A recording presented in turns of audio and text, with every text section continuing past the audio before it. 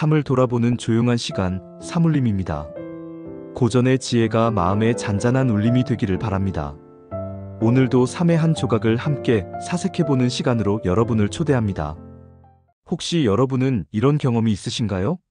직장에서 동료가 당신의 업무를 당연하다는 듯이 떠넘기거나 가족 모임에서 누군가가 지나치게 사적인 질문을 던지거나 친구가 당신의 호의를 계속해서 이용하려고 할 때 말이에요.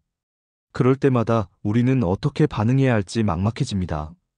화를 내자니 관계가 틀어질 것 같고, 그렇다고 계속 참고만 있자니 자존심이 상하고 스트레스만 쌓여갑니다. 19세기 독일의 위대한 철학자 아르투어 쇼펜하우어는 이런 상황을 매우 현실적이고 지혜롭게 해결하는 방법을 우리에게 알려주었습니다. 그는 인간의 본성을 깊이 통찰한 철학자로, 특히 인간관계에서 적절한 거리를 유지하는 것의 중요성을 강조했습니다. 오늘 우리는 쇼펜하우어의 지혜를 통해 선을 넘는 사람들을 현명하고 우아하게 대처하는 방법을 배워보겠습니다. 화내지도 않고 굽히지도 않으면서 자신의 품위는 지키고 상대방도 깨닫게 만드는 그런 지혜 말이에요. 쇼펜하우어는 인간관계를 설명할 때 유명한 고슴도치 딜레마라는 우화를 들려주었습니다. 추운 겨울, 고슴도치들이 서로의 체온으로 따뜻해지려고 가까이 다가갔습니다. 하지만 너무 가까이 가니 서로의 가시에 찔려 아팠습니다. 그렇다고 너무 멀리 떨어져 있으니 추워서 견딜 수가 없었죠. 결국 고슴도치들은 서로 아프지도 않고 춥지도 않은 적절한 거리를 찾아냈습니다. 인간관계도 마찬가지입니다. 너무 가까우면 서로에게 상처를 주고 너무 멀면 외롭고 차갑습니다. 쇼펜하우어는 이렇게 말했습니다. 현명한 사람은 자신과 타인 사이에 적절한 거리를 유지할 줄 안다. 직장에서 늘 당신에게 자신의 일을 떠넘기려는 동료가 있다고 생각해 보세요. 이런 상황에서 쇼펜하우어라면 이렇게 조언했을 것입니다. 그 사람과의 적절한 거리를 찾으세요. 완전히 적대적이 될 필요도 없고, 그렇다고 모든 것을 다 들어줄 필요도 없습니다. 실천 방법 1. 상대방의 요청에 즉시 네라고 대답하지 마세요. 확인해보고 알려드릴게요라며 시간을 벌어보세요. 2. 도움을 줄 때는 조건을 제시하세요. 이번엔 도와드릴 수 있지만 다음엔 제 업무에 집중해야 할 것 같아요. 3. 미소를 잃지 마세요. 단호함과 친절함은 공존할 수 있습니다. 잠시 멈추고 생각해보세요. 여러분의 주변에 적절한 거리 조절이 필요한 사람이 있나요? 쇼펜하우어는 예의는 인간이 서로에게 입히는 상처를 줄이기 위한 지혜라고 말했습니다. 선을 넘는 사람을 대할 때 가장 강력한 무기는 바로 완벽한 예의입니다. 예를 들어 상사가 개인적인 시간에 업무를 요청한다면 어떻게 하시겠어요? 화를 내며 거절하면 관계가 악화될 수 있습니다. 하지만 쇼펜하우어의 방식은 다릅니다. 부장님, 정말 중요한 일이신 것 같네요. 지금 가족과 함께 있어서 제대로 집중하기 어려울 것 같습니다. 내일 아침 첫 번째로 처리해도 될까요? 더 좋은 결과를 낼 수 있을 것 같습니다. 이런 대답에는 거절이 들어있지만 동시에 존중과 대안이 함께 들어있습니다. 상대방은 화를 낼 수도 없고 오히려 당신의 성실함을 인정하게 됩니다. 예의로운 거절의 기술 1. 먼저 상대방의 입장을 인정하세요. 정말 급하신 일이군요. 2. 자신의 상황을 설명하세요. 지금은 집중하기 어려운 상황이라서. 3. 대안을 제시하세요. 내일 아침 첫 번째로 해드릴게요. 4. 마지막에 긍정적 메시지를 더하세요. 더 좋은 결과를 위해서. 쇼펜하우어는 현명한 사람은 자신이 모르는 것에 대해 침묵한다고 말했지만 이는 선을 넘는 사람들에게도 적용됩니다.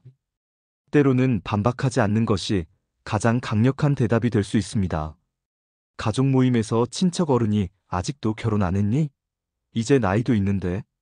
라고 말한다고 생각해 보세요. 이때 변명하거나 화를 내는 대신 쇼펜하우어라면 이렇게 했을 것입니다. 미소를 지으며 고개를 끄덕이고 그러게요라고 짧게 대답한 후 자연스럽게 화제를 다른 곳으로 돌리는 것입니다. 삼촌은 요즘 어떻게 지내세요? 이런 반응은 상대방으로 하여금 자신의 말이 부적절했음을 스스로 깨닫게 만듭니다. 당신이 화를 내거나 방어적으로 나오면 상대방은 오히려 자신이 옳다고 생각할 수 있지만 침착하고 우아한 반응은 상대방을 무력화시킵니다. 침묵의 활용법. 1. 부적절한 말에는 즉시 반응하지 마세요. 2. 3초간 미소를 유지하며 생각하세요. 3. 짧고 중립적인 대답을 하세요. 4. 자연스럽게 화제를 전환하세요. 쇼펜하우어는 자신의 내면이 풍요로운 사람은 타인에게서 많은 것을 기대하지 않는다고 말했습니다. 선을 넘는 사람들에게 휘둘리지 않으려면 먼저 자신의 가치와 경계를 명확히 해야 합니다. 매일 저녁 자신에게 이런 질문들을 해보세요. 오늘 나는 내 가치관에 맞게 행동했는가? 누군가의 부당한 요구에 굴복하지는 않았는가? 내가 소중히 여기는 것들을 지켰는가? 이런 성찰을 통해 자신만의 내면의 성체를 구축하면 외부의 압력이나 무례함에 흔들리지 않는 중심을 갖게 됩니다. 자기 가치 확립을 위한 실천. 1. 매일 10분씩 자기 성찰 시간을 가지세요. 2. 자신의 핵심 가치 3가지를 명확히 정하세요. 3. 그 가치에 어긋나는 요구는 정중히 거절하세요. 4. 자신의 성취와 장점을 정기적으로 되돌아보세요. 쇼펜하우어는 비관주의자로 유명하지만 동시에 날카로운 유머 감각도 가지고 있었습니다. 그는 유머는 인간이 고통을 이겨내는 가장 우아한 방법 중 하나라고 믿었습니다. 선을 넘는 사람을 대할 때 적절한 유머는 상황을 완전히 바꿀 수 있는 마법 같은 도구입니다. 예를 들어 동료가 또다시 당신에게 자신의 일을 떠넘기려 한다면 저도 분신술을 배우고 싶네요. 그럼 저 대신 분신이 제 일을 하고 본체인 제가 당신 일을 도와드릴 수 있을 텐데요. 아직 그 기술은 못 배워서.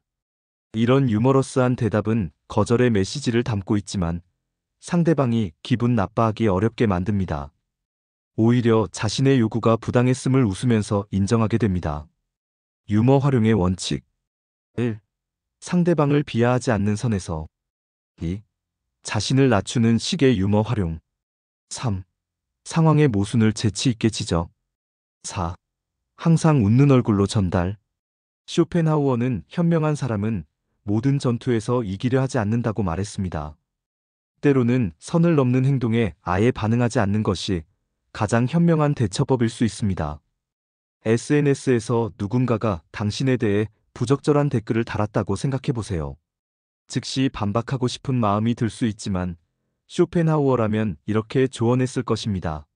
그 사람의 무지함에 당신의 소중한 시간과 에너지를 낭비하지 마세요. 선택적 무관심의 기준. 그 문제가 내 인생에 실질적 영향을 주는가? 상대방이 진정으로 소통하려는 의지가 있는가? 내가 반응한다고 해서 상황이 나아질 가능성이 있는가? 내 정신건강과 평화가 더 소중하지 않은가? 이 질문들의 답이 모두 아니오라면 그냥 무시하는 것이 가장 현명한 선택입니다.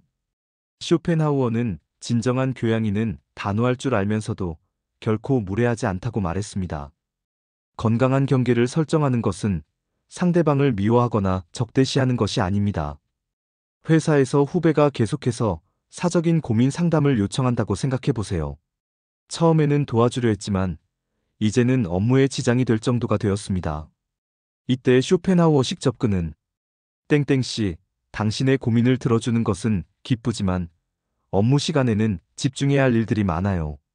정말 중요한 문제라면 점심시간이나 퇴근 후에 시간을 내드릴 수 있어요. 하지만 전문적인 상담이 필요할 것 같으면 상담센터를 알아보는 것도 좋을 것 같아요. 이런 대답은 거절이면서 동시에 배려입니다.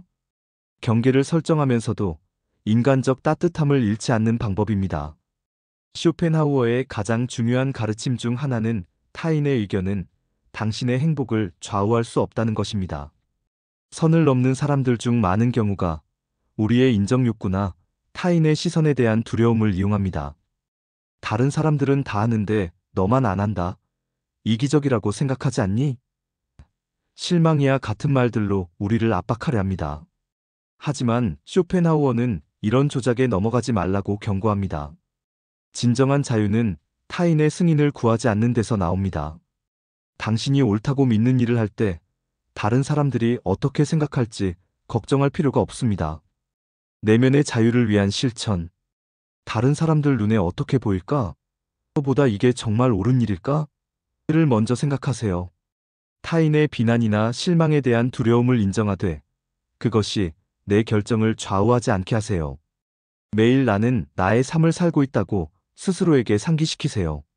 여러분, 우리가 오늘 쇼펜하우어와 함께 배운 것들을 정리해 보겠습니다. 첫째, 적절한 거리의 중요성입니다. 고슴도치들처럼 우리도 서로 아프지 않으면서도 따뜻함을 느낄 수 있는 거리를 찾아야 합니다. 모든 사람과 같은 거리를 유지할 필요는 없습니다.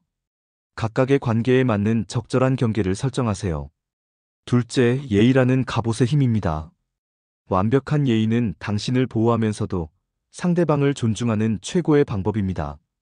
화내지 않으면서도 자신의 입장을 명확히 전달할 수 있는 기술을 연습하세요. 셋째, 침묵의 지혜입니다. 모든 말에 반응할 필요는 없습니다. 때로는 우아한 침묵이 가장 강력한 대답이 될 수 있습니다. 넷째, 자기 가치의 확립입니다. 내면이 풍요로운 사람은 타인의 인정에 목매지 않습니다. 매일 자신과의 대화를 통해 내면의 성체를 구축하세요. 다섯째, 유머라는 방패입니다. 적절한 유머는 긴장된 상황을 순식간에 바꿀 수 있는 마법과 같습니다. 상대방을 비하하지 않으면서도 상황을 전환하는 기술을 익혀보세요. 여섯째, 선택적 무관심입니다. 모든 전투에서 이기려 하지 마세요. 당신의 평화와 행복이 더 소중합니다. 일곱째, 경계의 예술입니다. 단호함과 친절함은 양립할 수 있습니다. 거절하면서도 상대방을 존중하는 방법을 배우세요. 마지막으로 내면의 자유입니다. 타인의 평가에 휘둘리지 않는 진정한 자유를 누리세요. 쇼펜하우어는 말했습니다. 현명한 사람은 자신이 원하는 것을 얻지 못해도 괴로워하지 않지만 자신이 원하지 않는 것을 거부할 줄은 안다. 여러분도 이제 선을 넘는 사람들 앞에서 당황하지 마세요. 화내지도 말고 굽히지도 마세요. 대신 미소를 지으며 지혜롭게 대처하세요. 당신의 품위와 평화를 지키면서도 상대방이 스스로 깨달을 수 있도록 도와주세요. 오늘부터 실천해보세요. 누군가가 당신의 경계를 넘으려 할 때 쇼펜하우어의 고슴도치를 떠올리며 적절한 거리를 유지하세요. 예의 바르지만 단호하게, 유머러스하지만 명확하게, 친절하지만 흔들리지 않는 그런 사람이 되어보세요. 기억하세요. 당신은 당신의 삶의 주인입니다. 아무도 당신의 경계를 함부로 넘을 권리가 없습니다. 하지만 그것을 지키는 것은 오로지 당신의 몫입니다. 쇼펜하우어의 지혜와 함께 더 현명하고 평화로운 하루하루를 만들어 가시기 바랍니다. 다음에 또 만나요. 여러분의 여정에 지혜와 평화가 함께하길 바랍니다. 잠시 멈추고 생각해 보세요. 내일부터 어떤 것 하나를 실천해 보시겠어요? 오늘도 함께 해주셔서 고맙습니다. 오늘의 삶의 울림, 마음에 닿으셨나요? 이 작은 이야기가 당신의 하루의 잔잔한 울림이 되었길 바랍니다. 삼울림이었습니다.